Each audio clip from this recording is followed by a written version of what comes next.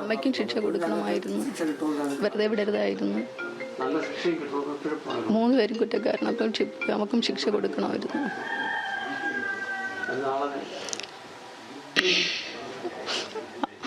അമ്മയ്ക്കും ശിക്ഷ കൊടുക്കണമായിരുന്നു.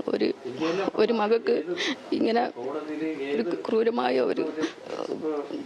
അതിൻ്റെ പൊന്നുമോനെ ക്രൂരമായി കൊലപ്പെടുത്താൻ വേണ്ടി അവളും കൂട്ടുനിന്നതാണ്. അപ്പോൾ ആ സ്ത്രീക്കും ശിക്ഷ കൊടുക്കണമായിരുന്നു.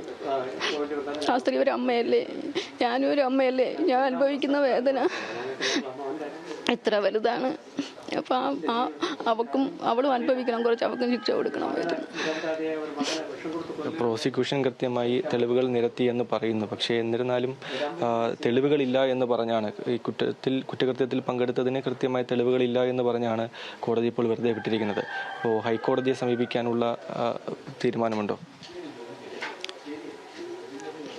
അത് അറിയില്ല, നോക്കിയിട്ട് ഇത് ആലോചിച്ചിട്ട് തീരുമാനമെടുക്കും.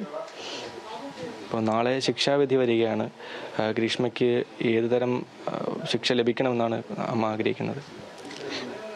പരമാവധി ശിക്ഷ, ഏറ്റവും വലിയ ശിക്ഷ തന്നെ അവർക്ക് കൊടുക്കണം. ഇത്രയും ക്രൂരമായ ഒരു ചതിച്ച് കൊലപ്പെടുത്തി എൻ്റെ പൊന്നുമോന് അവർക്ക് പരമാവധി ഏറ്റവും വലിയ ശിക്ഷ തന്നെ കൊടുക്കണം. നാളെ വിധിക്ക് ശേഷം ഹൈക്കോടതിയെ സമീപിക്കുമായിരിക്കും.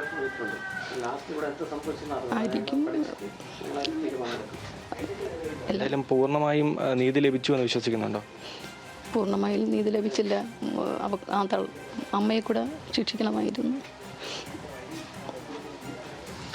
എന്തായാലും പൂർണ്ണമായും നീതി ലഭിച്ചില്ല എന്നുള്ള കാര്യമാണ് കുടുംബം ഇപ്പോൾ പറയുന്നത്. എന്തായാലും നാളെ ശിക്ഷാവിധി വരികയാണ്. ശിക്ഷാവിധിക്ക് ശേഷം ഹൈക്കോടതിയെ സമീപിക്കുമെന്നുള്ളതാണ് കുടുംബം പറയുന്ന കാര്യം.